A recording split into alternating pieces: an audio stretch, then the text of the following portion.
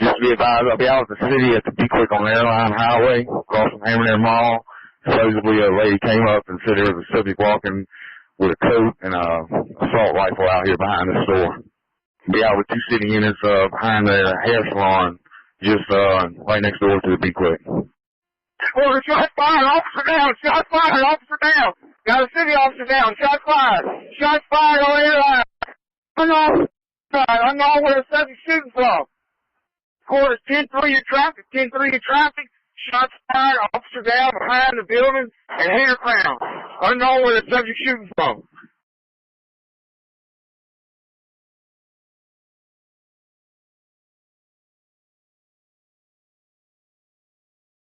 And so I think people are wanting those conversations to take place at the council level.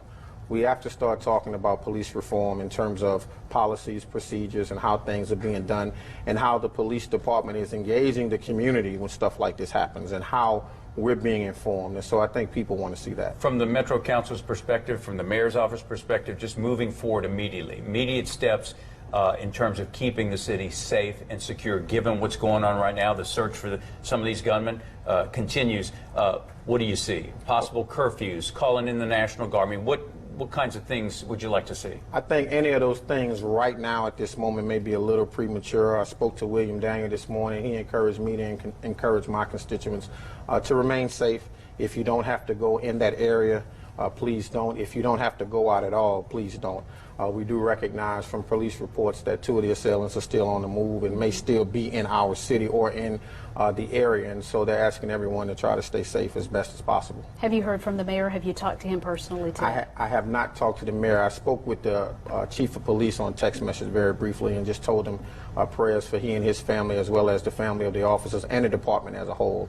I think that many of us lose sight of the many good officers in our city that are working every day to keep us safe. And I've been to many of the demonstrations, many of the protests, and I can honestly say that many of the officers were doing their very best to keep the community safe. Yeah, it's a closely knit community, and I dare say we probably all know someone, have a relative, a friend, a family member who serves on the Baton Rouge Police Force, East Baton Rouge Parish Sheriff's Office, or serves with state police, so it hit close to home for many, many people here. Oh, yeah, I counted 14 people I texted this morning that work in law enforcement at various different agencies just to check on them to see if they were okay and how were they faring through this tragedy here in our city.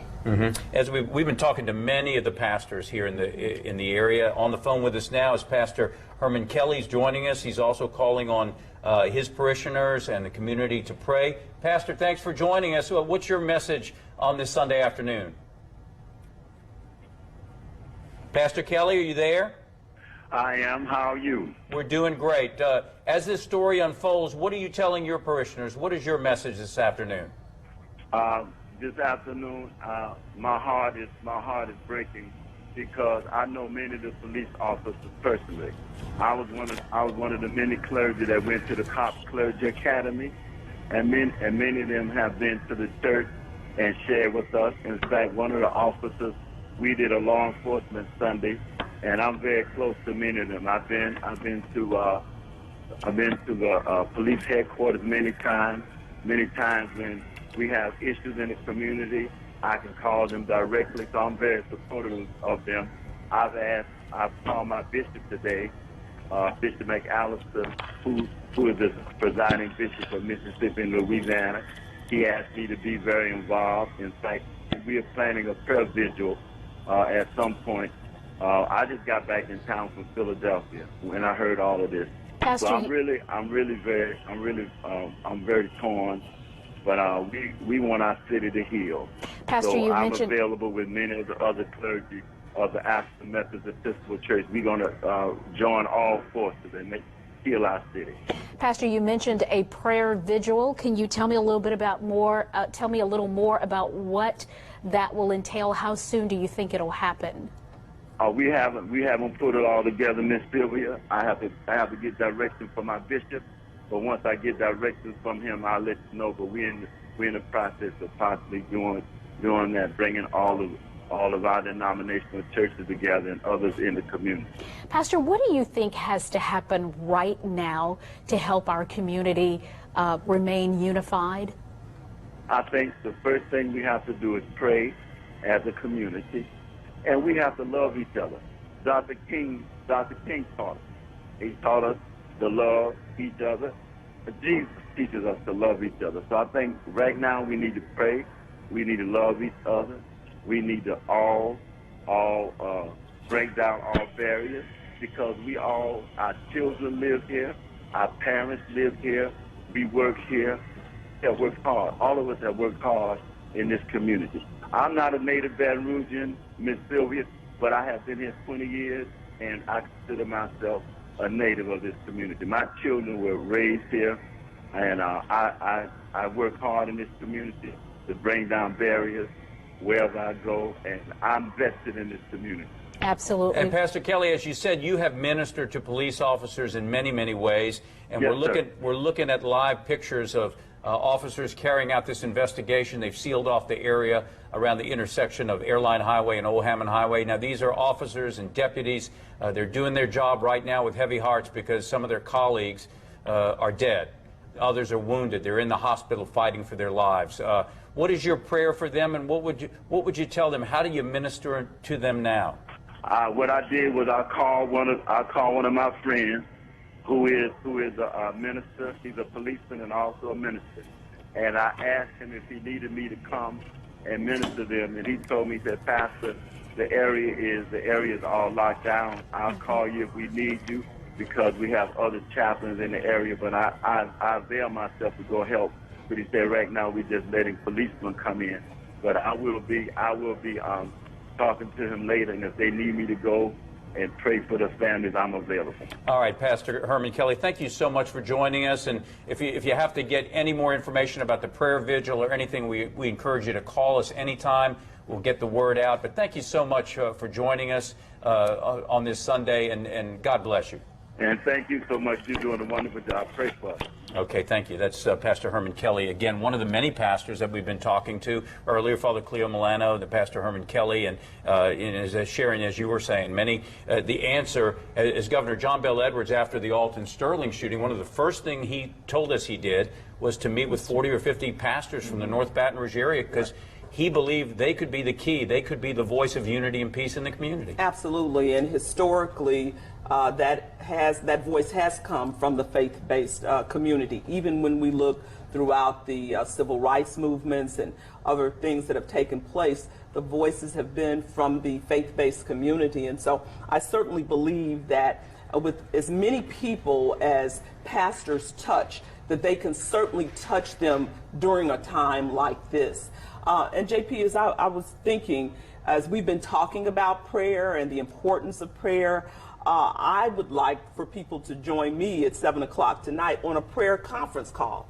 You don't have to leave your home. We can get together and pray on a prayer conference call at 7 o'clock, and I will be forwarding that information. Because it's one thing for us to talk about prayer, but it's another thing to put it in action. That's right. And so I think that this situation and certainly calls for that at this critical time in our community. Well, as the scripture says, wherever one or more are gathered in my name, I will be there. So it doesn't matter how you gather. That's right. You can gather on the phone and in a conference call, and it's the same thing. Exactly. That's a great idea. That's a great idea. I'm going to send it to Brett Buffington, who is outside of Our Lady of the Lake Hospital. We know a number of the officers who were shot fighting for their lives right now are being treated. Brett, bring us up to date there. And Sylvia, learning some new information just in the last 30 minutes or so, and that is that one of the officers being treated is actually being treated at Baton Rouge General. So we're learning more hospitals involved at this hour.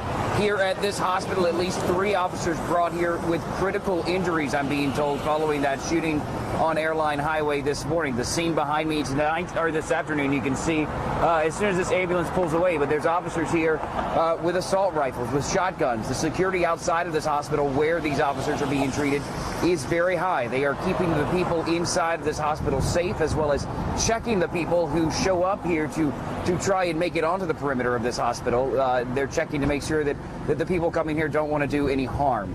So a very active day here at Our Lady of the Lake Regional Medical Center. We watched just a little bit ago as the governor left.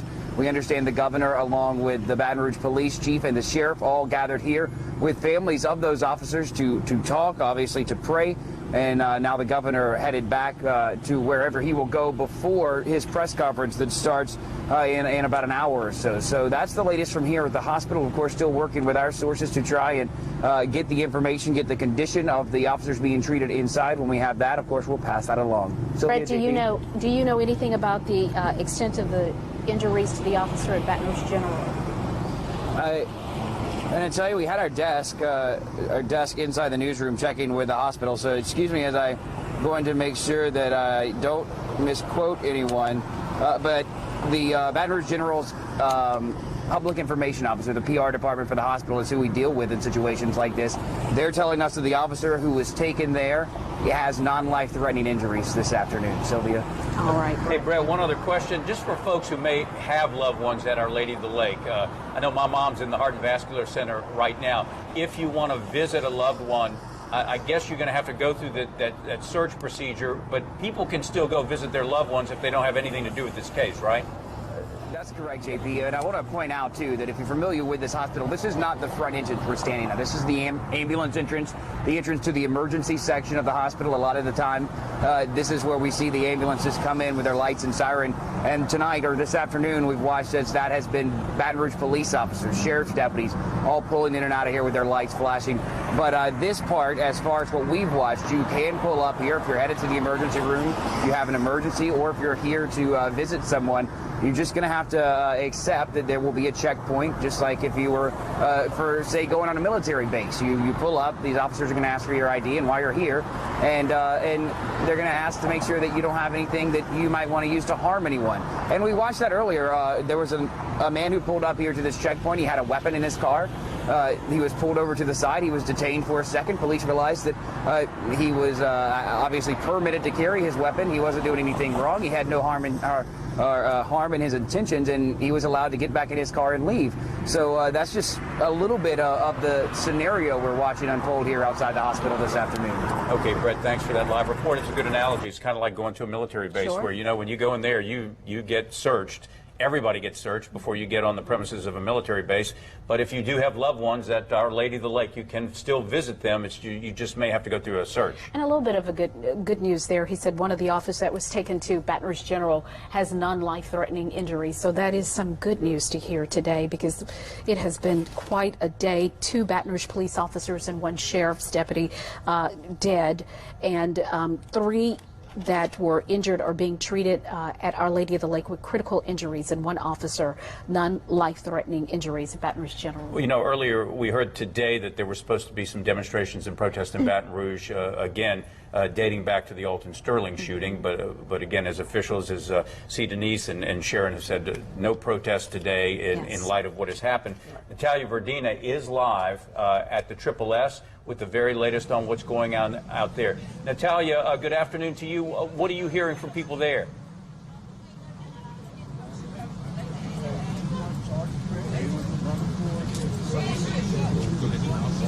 So we are in front of the Triple S convenience store. It's been the focal point for the past couple of weeks, and here I have the pleasure of speaking with Reverend Reginald Pitcher. Reverend, you told me that you were at church this morning when you got the call.